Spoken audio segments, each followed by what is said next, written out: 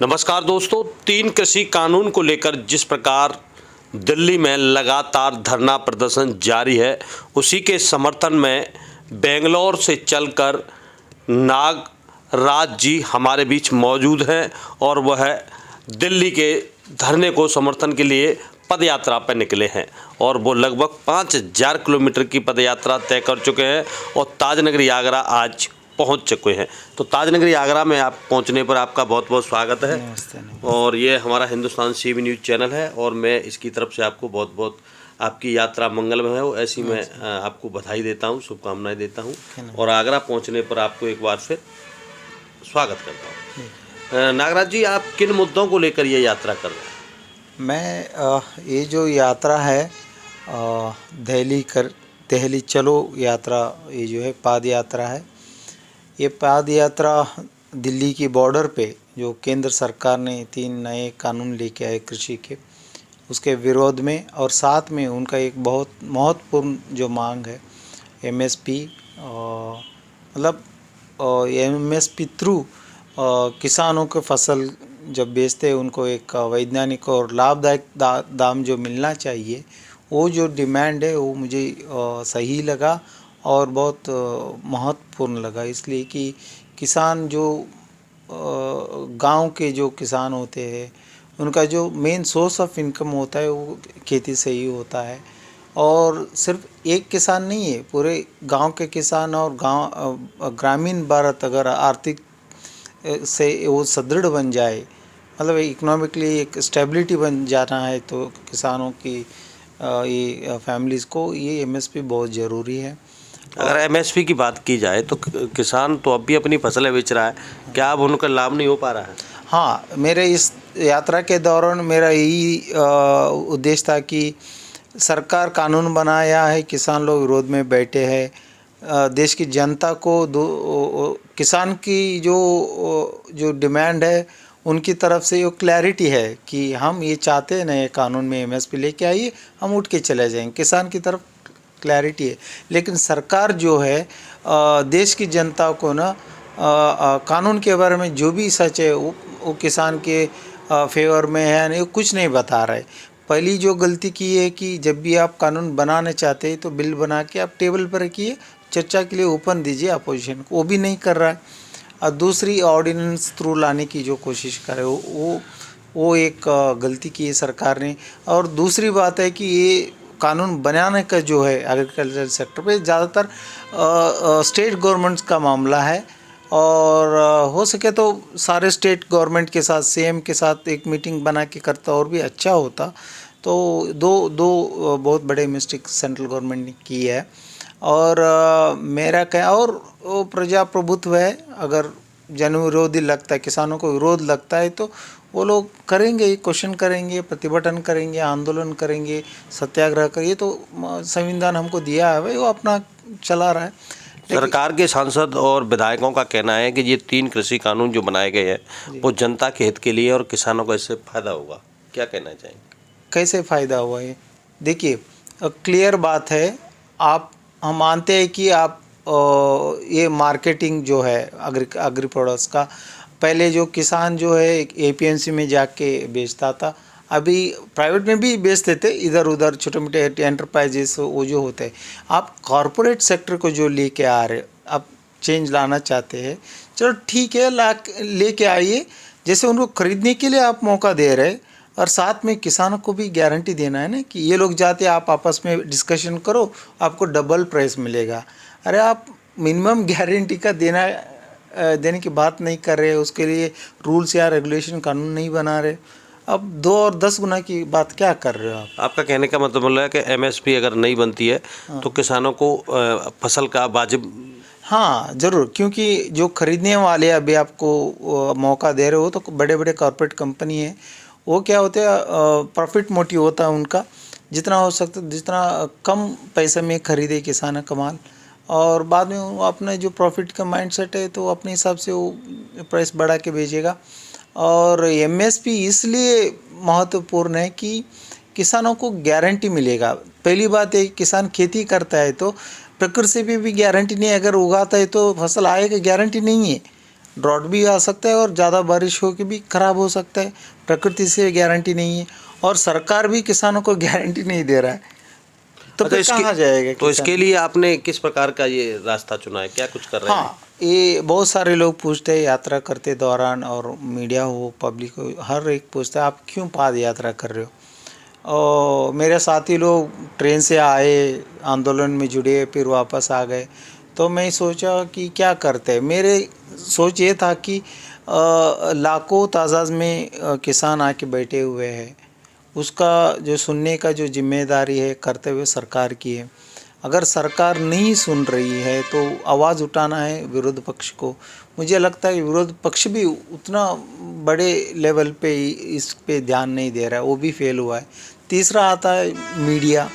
Media मतलब पता नहीं, मीडिया भी वो क्वेश्चन नहीं कर रहा है, जैसे पूछना चाहिए तो सरकार को वो नहीं पूछ रहा है।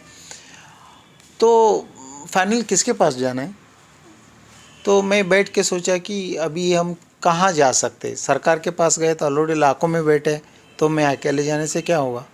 तो सरकार पे जिसने उधर बिठाया कौन है? जनता है। इसलिए मैं ये रास्ता चुना कि पाद यात्रा करते हैं। किसान आंदोलन, कानून और सरकार जैसे बिहेव कर रहा है किसानों, वो तीन चीज़ें मैं जनता से बात करते आ रहा हूँ। ऐसा ऐसा हो रहा है, अभी आप क्या करेंगे? नागराज जी, मैंने जाना है कि आप इंजीनियर हैं, तो आपने ये अपनी नौकरी या कोई नेतागिरी छोड़ के समाज सेवा के लिए पद यात्रा पर हिंदने के लिए कितने दिन की यात्रा है और कब तक जारी रहेगी? हाँ जी, ये यात्रा जो, हाँ जी, मैं एक जियो स्पेशल इंजीनियर हूँ, मेरा MSc M.Tech है। साथ में हम कभी ड्रॉट के बारे में, और अगर बारिश ज़्यादा होता है उसके जो मैपिंग करना, एनालिसिस करना करते रहते। टेक्निकली तो हम तो करते रहते हैं, लेकिन सरकार लोग ये सब काम हमसे करवाते हैं और बाद में किसानों को कुछ नहीं मिलता है। मतलब एक साइंटिस्ट थे, जब हम इसरो में एक मीटिंग के लिए गए थे, कोई दूसरा मामला था, उस दिन एक साइंटिस्ट ने जब मीटिंग में बोला कि हम लाखों करोड़ खर्च करते, सैटेलाइट लॉन्च करते, फिर उधर से फ़ोटो इमेज प्रोसेसिंग सब कुछ करके देते हैं सरकार को। सो सरकार हमारा कोई मानता नहीं, मतलब ऐसे ही चल रहे। इसलिए तब से मैं ये सोचना चालू किया है कि क्या कर रहे सरकार। आपकी यात्रा कितने दिन की रही? ये यात्रा कर्नाटक के MM हिल से स्टार्ट किया हुआ है। पहले मैंने कर्नाटक के 31 डिस्ट्रिक्ट में कैंपेन किया, डिस्ट्रिक्ट टू डिस्ट्रिक्ट, बीच में जो तालुका हो, तहसील हो, ग्राम, मतलब विलेजेस में वो कैंपेन करते हुए, छोटी मोटी मीटिंग करते हुए, मतलब ऐसे ही नहीं आ रहा हूँ काले हाथ से, ऐसे ही पैदल नहीं है, छोटी मोटी मीटिंग रैली करते हुए हम आ रहे। और लगभग 6000 किलोमीटर की यात्रा था, तो 26 नवंबर को पहुंचना था। इसके वजह से इधर और थोड़ा कट शॉर्ट करके आज का 181 डे है, 5000 किलोमीटर यात्रा हुई और 200 किलोमीटर बचा है दिल्ली की पहुंचने के लिए। और रास्ते भर पूरा किसान संगठन, किसान और जो सार्वजनिक है इस यात्रा के लिए सपोर्ट किया है। खाना हो, पीना हो, रहना हो, पूरी तरह से सपोर्ट किया है। जैसा कि आपने बताया कि आप वहाँ से कर्नाटक से चलकर आगरा तक हर जगह गांव में और लोगों को, किसानों को जागरूक कर रहे हैं। अब आगे कहाँ क्या, कल जो आप निकलेंगे यहाँ से, कल क्या योजना रहेगी आप? कल का मतलब फ्यूचर कोई प्लान? और कल तो मैं आगरा सिटी में जाऊंगा, उधर से मथुरा, कोसी कलन होके पलवाल तक जाएंगे, फिर उधर से फिर गाजीपुर बॉर्डर, टिकरी, सिंगू और जहाँ शाहजहानपुर, चारों बॉर्डर पे जाना है। और SKM ने भी, संयुक्त किसान मोर्चा, उनको जब इन्फॉर्मेशन मिला कि मैं पाद यात्रा कर रहा हूँ, उनके तरफ पे भी इस यात्रा के लिए सपोर्ट मिला है, अपना सपोर्ट एक्सप्रेस किया है।